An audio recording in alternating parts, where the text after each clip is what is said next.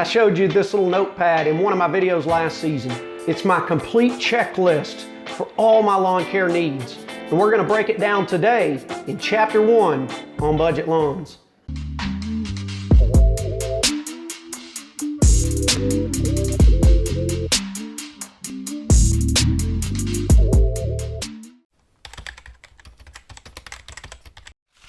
You've got your goals, you've got your plans, you've got whatever you want. I've got a checklist, and this checklist stays pretty much the same each and every season. The only thing that changes is the year.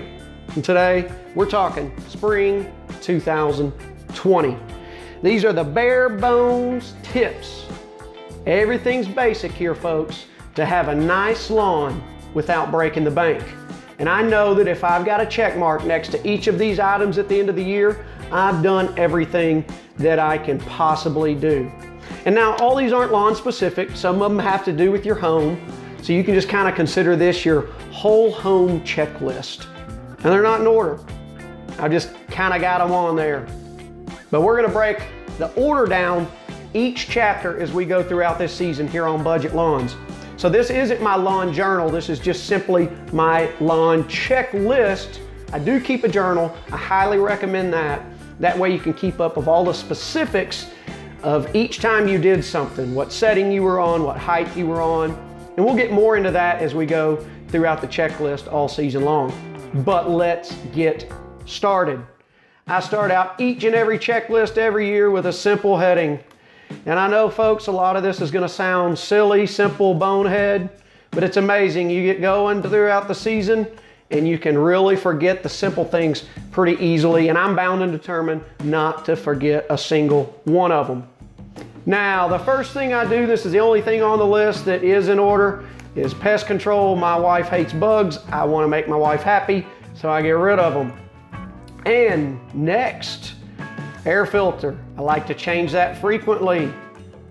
I like to do that every time the season changes. So every spring, summer, fall, and winter. Do it about 4 times a year, every quarter.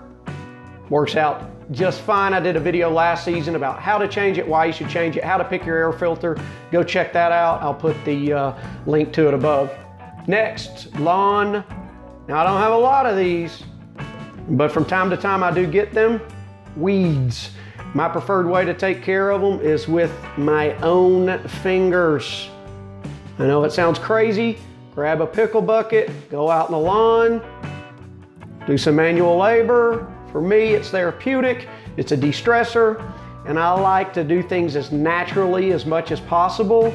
And honestly, in my opinion, this is the most effective way to have a weed-free lawn. Now, if things get out of control, which I don't anticipate them doing this year, I will do a broadcast treatment or some spot treatments, but for the most part, I do it with my own bare hands. And speaking of weeds, from time to time we'll get them in the flower bed, especially coming out of the winter. So I just want to go through the flower beds and pick out any of those winter weeds that have sprouted up that made it through the mulch. I also want to plant and prune this time of year. As I mentioned in the last video, this year doesn't look like I have anything to plant. Everything made it through the winter nicely, but I do need to prune things, trim some things, shape them up, and get them looking as possible before the season really gets started. And we're sticking in the flower beds. So I said these things aren't in order, but just naturally I kind of put them next to each other. Want to get down a fresh layer of mulch. I like to use a brown russet cedar mulch. It's freshly mulched up here in town at a local place. Really good stuff. And from what my pops tells me, the brown cedar is really good at keeping the mosquitoes away. Smells good, so you know what Dad says goes. If you can verify that, leave a comment down below. But until then, I'll take my dad's word for it. Next, we talk about this. We talked about this a little bit in the last video. We need to scout. Still a bit too early for that. I'm here in Northwest Arkansas, and our almanac for this area says our last frost or freeze is typically the middle part of April. So we've still got about a month or so, but I'll scout the backyard and the front yard, not necessarily on the same day. So I just make a note there to check off each time I do one or the other. You just want to make sure you do that after any chances for frost and freezes have passed. Although this year it's kind of got me a little nervous because it's not even barely the middle of March yet and we're already with highs in the upper 70s.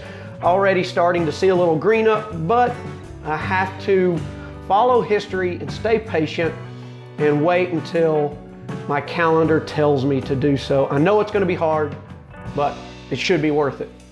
Next, this was a huge project last year. We're going to do it again. My lawn was really bad. We leveled it with with sand last year, a couple tons, really made some huge strides. And I know that if we do it one more time this year, we're going to be really happy with how things are as far as smoothness goes. And then from every year on after this, it'll really won't be such a big undertaking.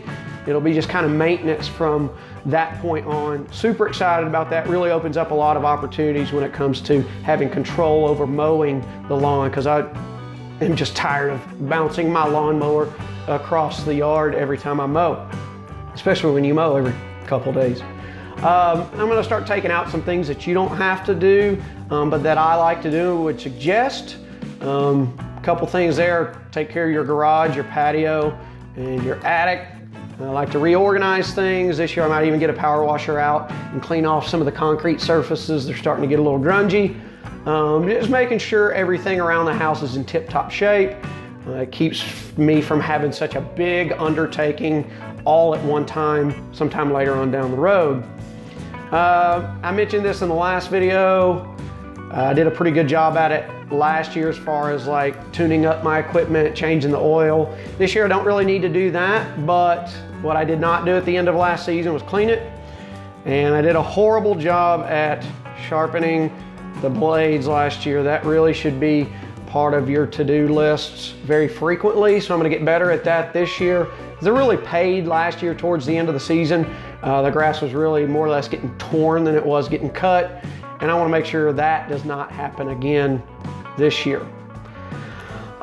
Big item here, this one coming up, fertilize. I know that's always at the top of people's question list. I do it 4 times a season. First round comes May 1, second round June 1, third round 7/1, and the final round I skipped August because that's typically the hottest part of the summer here in Northwest Arkansas, and I'll wait for my last round sometime in September. Now it doesn't have to be on the first of every month. I'm just saying the beginning of each of those months is when I do my fertilization, and now that middle fertilization, whether it be June or July, will all depend on when I level the lawn, so those things will kind of coincide. I'll kill 2 birds with 1 stone because I want to make sure I get some fertilizer down when I level, so it can really kickstart some growth after I put a lot of sand down on it. And that will either be in June or July. I want to wait until the Bermuda grass really kicks into high growing season, seeing some vigorous growth, and that typically doesn't happen until the temperatures start to rise. So we're still a ways off from that. A lot of these things on here don't apply to you. Things I did last year don't have to do again. Little projects like I put some solar lights in the flower beds last year. Don't have to do that again. I added some shade to our patio. Don't have to do that again either. But another big ticket item I know a lot of folks are worried about is your pre-emergent. And I put down 3 applications of that throughout the year. The first one being sometime around spring break in March. That helps control the crabgrass as the temperatures start to go up and the soil temperatures rise. And then we go all season long without any pre-emergent. I prefer to control the weeds with cultural practices by mowing frequently, watering properly, fertilizing. If you do all those simple lawn care techniques, all those simple steps, they really go a long way. And trust me, you can have a nice weed-free lawn just by feeding it, watering it, and mowing it. It sounds too good to be true, but it really is. And that's how I keep all of my weeds at bay for the most part during the main season.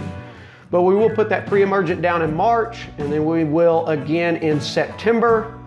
That's when we want to keep the poana from germinating, which poana will germinate in the fall and then show up in the early part of the spring. But that pre-emergent I use doesn't last but about 3 months, so we'll have to put another round down just after the first of the year to get us to that March application.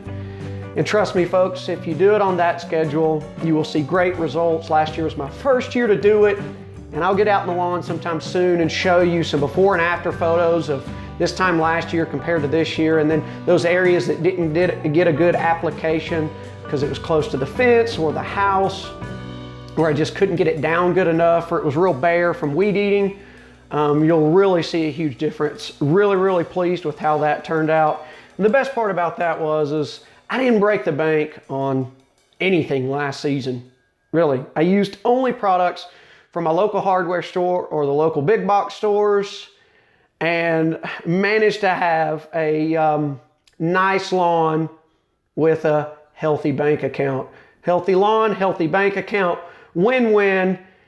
My point to you is you follow these simple steps this season with me here on Budget Lawns. As we go through this chapter by chapter, you'll have the same results I did.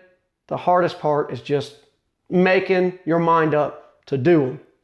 So that's going to do it for Chapter 1, our checklist for the 2020 lawn care season.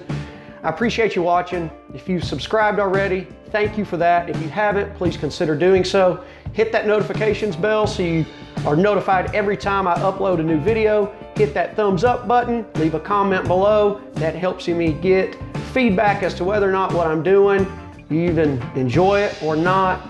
All of that goes a very long way. So thank you very much. We'll be back real soon here on Budget Lawns with Chapter 2. And as the season gets closer and closer to game time, we'll be back more frequently with new chapters, new tips for you to have the best lawn on the block. See you next time.